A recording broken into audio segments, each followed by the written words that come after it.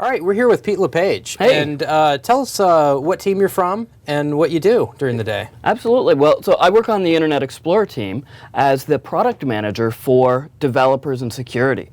So I get to spend a lot of time dealing with developers and how they're creating web applications and writing HTML and CSS and all that kind of stuff, as well as how they're building applications that are secure and not vulnerable to cross-site scripting attacks and things like that. So we're going to talk today a little bit about security and IE8. And so just tell us, a little bit of the background that, people are very aware of security in the internet. What are the biggest problems and what are those caused from?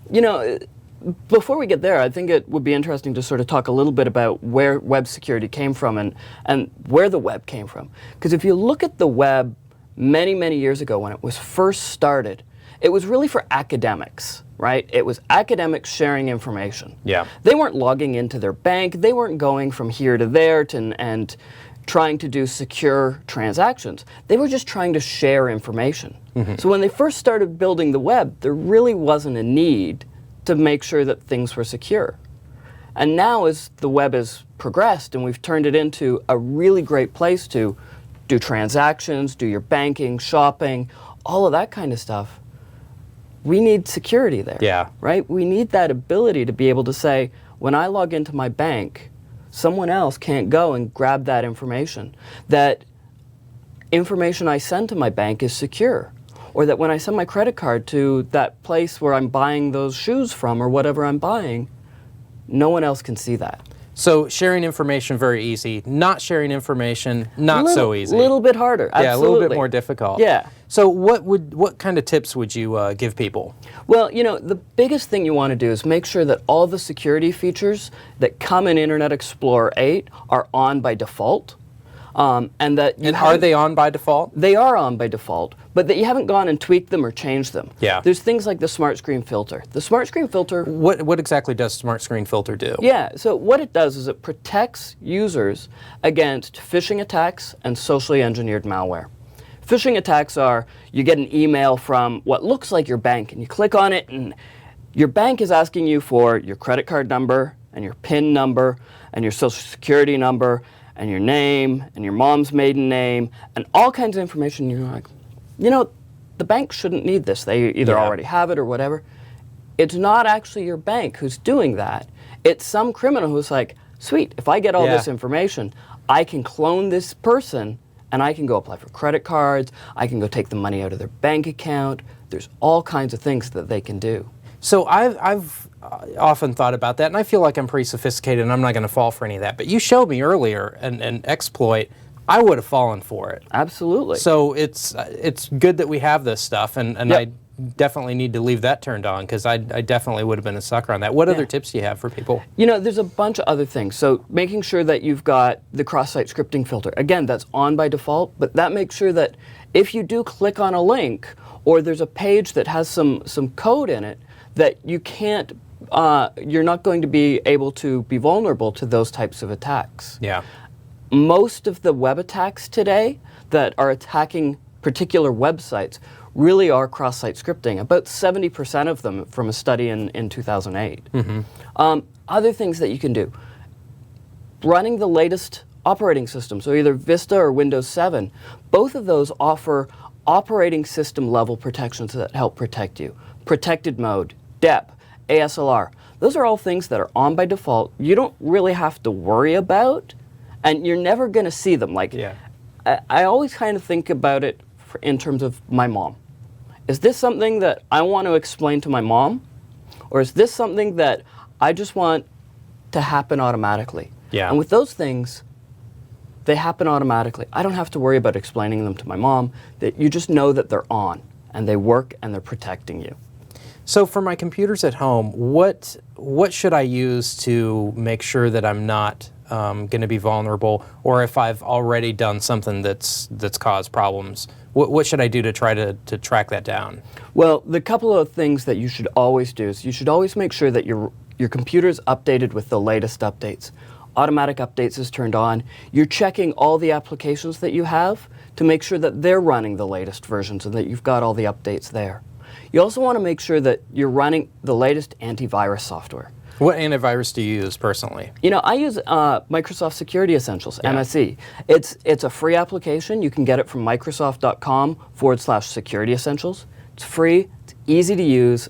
I don't even have to do anything. I installed it, and it goes off and does everything for me. Yeah. There's a little green icon in the bottom that tells me I'm protected.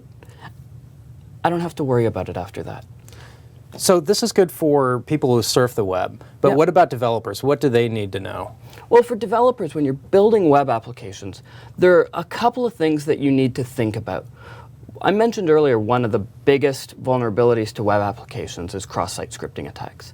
So as you're building your application, I think as a developer, you almost always can count on user data is bad, or you should treat it as bad. Should assume that. Yeah, you should assume it is bad until you've cleaned it or done anything with it. So there's three things that you can do in order to protect your web application. In IE8, we've provided something called the HTML sanitization APIs. And you can use window.toStaticHTML.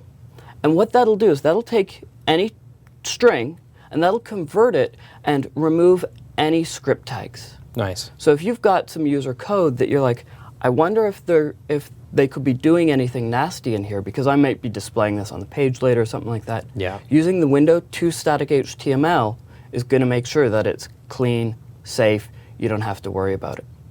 The second one is using the native JSON support in IE8. In Internet Explorer 8, we moved the native JSON support from JavaScript files that you would have to include on your website into the browser. That means that you don't have to go update any JSON files on your website or anything like that. It means they run faster. But we've also provided them written in a very secure manner, right? We build it with the SDL. We think about how to build applications. We test it from a security point of view. You don't have to worry about getting some JSON library from some Joe Schmo who may or may not have done it.